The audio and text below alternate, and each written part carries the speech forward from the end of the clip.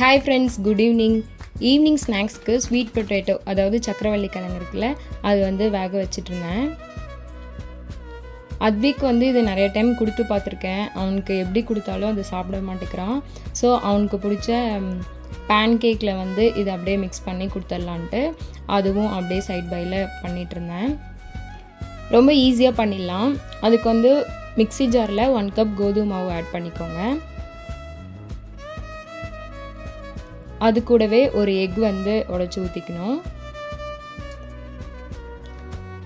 1 pinch salt, அதுக்கப்புறம் நம்ம ஸ்வீட்னஸ்க்கு ஒரு 2 ஸ்பூன் நாட்டு சக்கரை ஆட் பண்ணிக்கிறேன். இது ஒரு ஃப்ளேவருக்காக பட்டை தூள் இருக்குள்ள அது போட்டுக்கலாம்.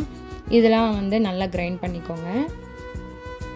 பண்ணிவிட்டு ஒரு பவுலில் மாற்றிக்கலாம்.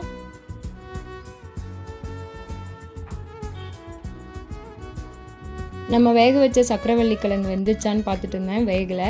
இது பார்க்கும்போது இட்லி வெந்துருச்சா வேகலை, அந்த இதுதான் எனக்கு ஞாபகம் வந்துச்சு. அதுக்கப்புறம் கொஞ்ச நேரம் கழித்து பார்த்தா வெந்துருச்சு.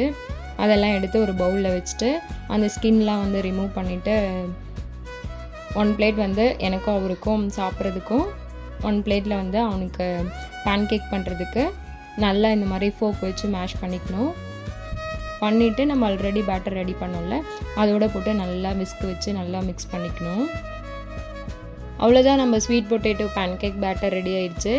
நம்ம எப்பயும் போல் தோசைக்கல்லில் கீ ஆர் பட்டர் போட்டு குட்டி குட்டி ரவுண்ட் ஷேப்பில் பேன் கேக் மாதிரி ஊற்றி எடுத்தோம்னா நம்ம sweet potato pancake ready ஆயிரும். பேன் கேக்கில் டாப்பிங்ஸ்க்கு மேலே ஹனி, சாக்கோ சிரப் இதெல்லாம் ஊற்றி கொடுத்தா நல்லா குழந்தைங்க என்ஜாய் பண்ணி சாப்பிடுவாங்க. நீங்களும் ட்ரை பண்ணி பார்த்துட்டு எப்படி இருக்குன்னு சொல்லிட்டு கமெண்ட் பண்ணுங்கள்.